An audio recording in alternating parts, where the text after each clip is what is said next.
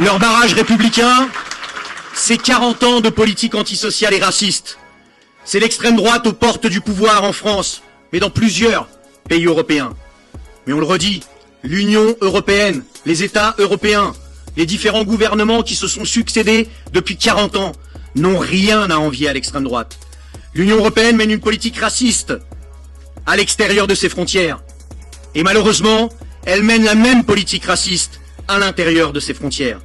Avec cette logique qui était déjà défendue, membre du Parti Socialiste, Michel Rocard, qui déjà en 89 était un champion du 49-3, avec 28 recours au 49-3, mais qui a eu cette phrase de « on ne peut pas accueillir toute la misère du monde ».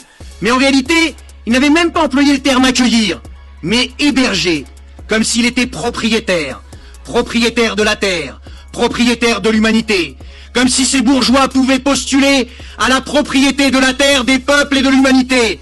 On leur dit aujourd'hui, évidemment, ces lois racistes qui visent à créer des divisions, à précariser au maximum une fraction de notre classe, à mettre en concurrence les travailleurs et les travailleuses les uns avec les autres. La loi Darmanin-Le Pen aujourd'hui, de 2023, qui une fois passée au Conseil constitutionnel, nous le disons avec force, comme ça a été dit ici, par des travailleurs sans papier, des marches des solidarités, constitutionnelle ou non, la loi Darmanin-Le Pen doit être abrogée, comme l'ensemble des lois racistes.